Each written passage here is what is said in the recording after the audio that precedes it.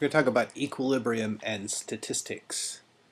And the reason is this statement up here at the top. The equilibrium state of a system is simply the most probable state that it can take. I'm going to be a little more careful about what that means. A thermodynamic system is made up of a lot of atoms. If we fix three state variables, say the internal energy U, the volume V, and the number of particles N, then the system always settles into the same equilibrium state. So you could ask, well, how does the system know what equilibrium state to be in? And our answer is that the system doesn't know what equilibrium state to be in. It just finds the state that's most likely to find. That's the state with the highest probability, where the probability of a state depends on the number of microstates that make up this particular macroscopic state.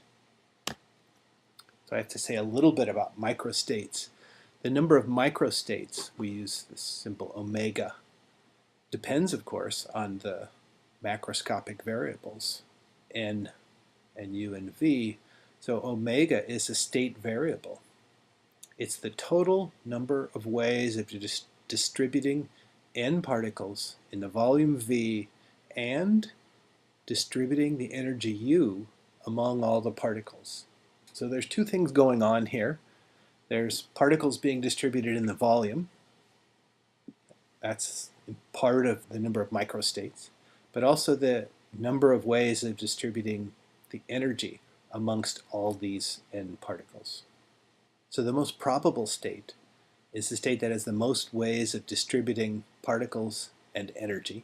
And our idea about the world is that this is the equilibrium state. Now I want to give you some idea of that by doing some counting. So here's an example. There's a big volume here. On the left-hand side, I've broken this volume up into four parts, four pieces of this volume. On the right-hand side, there's four pieces. Suppose I have two particles, two identical atoms in the right half here on the right. So we're going to count up the number of ways of having this. This is omega, the number of ways I can have two particles, n sub r equal to 2, in the space that has v sub r equal to 4 equal pieces of volume.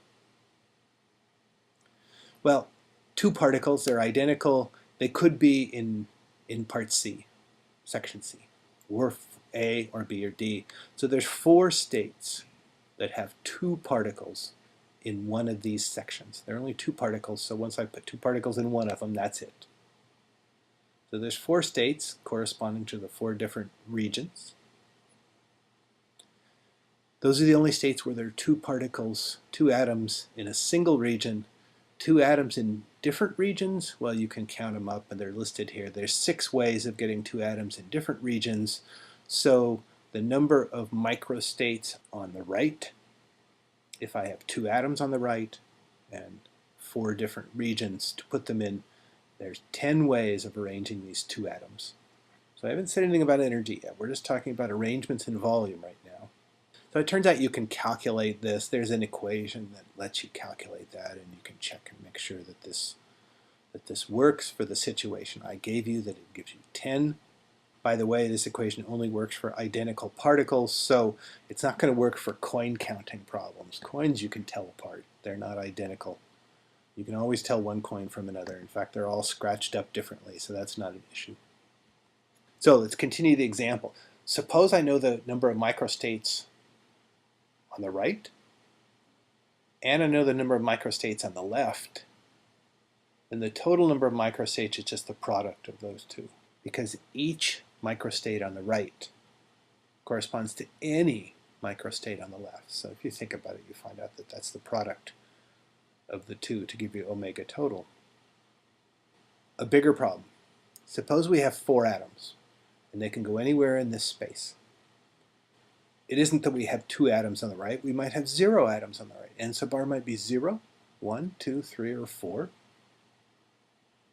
Of course, n sub l, the number on the left plus the number on the right, has to add up to 4. So you can look at this table here. If the right has 0, 1, 2, 3, or 4, that automatically would be a state with the left has 4, 3, 2, 1, or 0.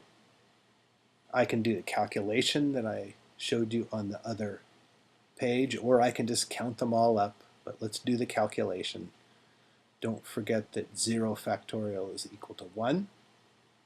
What I find for 0 particles on the right is omega r equal to 1. Of course, there's only one way to have no particles.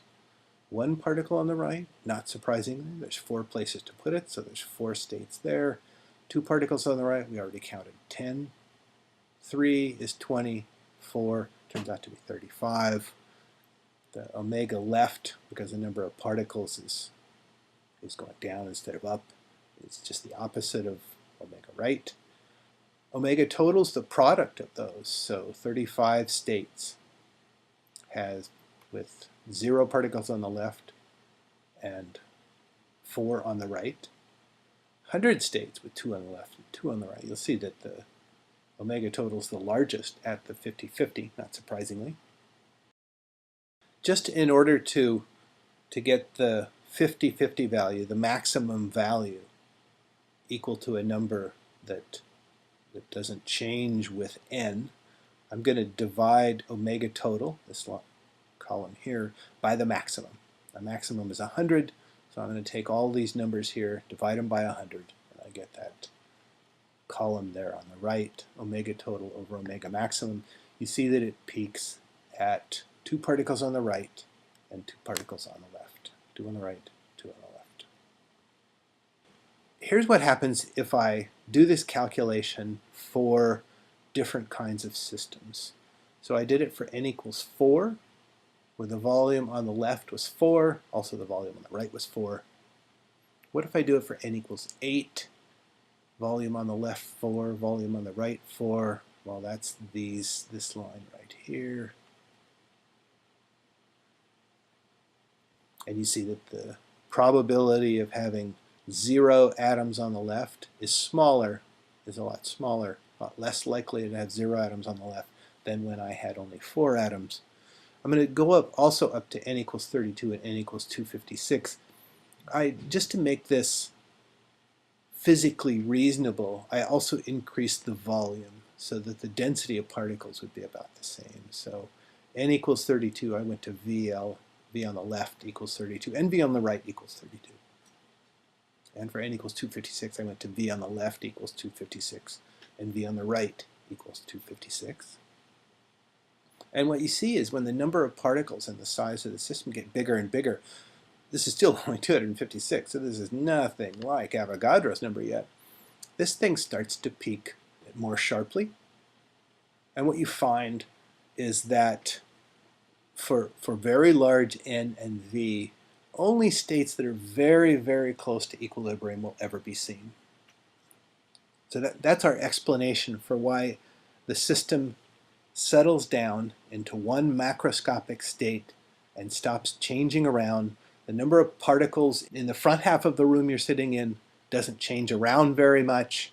The number of particles in the back half of the room that you're sitting in doesn't change around very much when you're in equilibrium.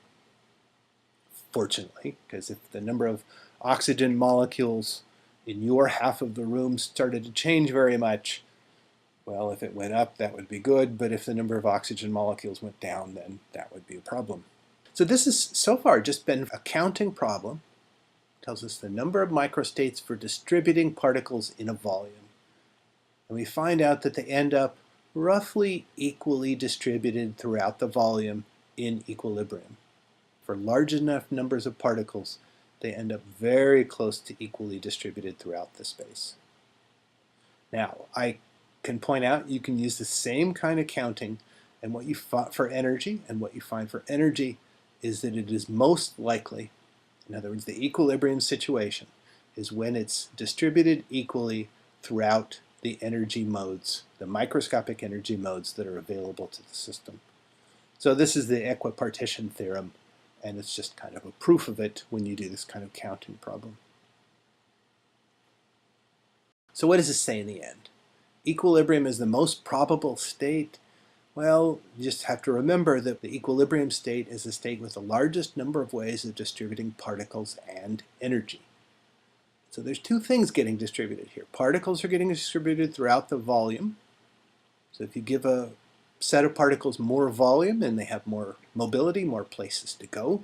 But also the energy gets distributed throughout the system. So larger volume, more mobility, more ways to distribute the atoms. This is something that you've seen. Here's a box of atoms. At 150 steps, I'm going to make a large box, and you know what's going to happen. Atoms that were constrained in that tiny little box now are not constrained in a tiny box, but in a bigger space. Energy is exactly the same, so I don't have to worry about thermal energy getting distributed. The equilibrium that happens when the space gets bigger and they spread out is not about energy at all, because the energy is the same. It's just about the number of ways of distributing particles. When energy is important, thermal energy, when bond energy is important, then you have different situations, and you have to think about both the mobility of the atoms and the thermal energy. For instance, if you trigger your heat pack you did early on in the year, what happens is that the heat pack starts to form a solid. The liquid in the heat pack starts to condense into a solid, so the mobility of the atoms goes down because they get locked into crystals. But what you get is an increase in the thermal energy. Because you increase the thermal energy, you get more ways of distributing thermal energy, even though the mobility of the atoms has gone down. And so the equilibrium state is determined more by the increase in the thermal energy than it is by the decrease in the mobility of the atoms. Conversely, you can think just the opposite. You put salt into ice at 0 degrees in an isolated container, and what happens?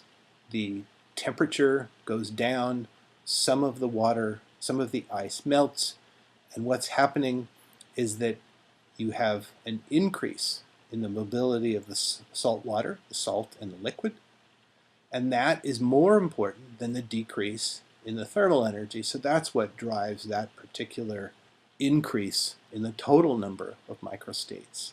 The number of microstates increased because of the increased mobility of the salt and water.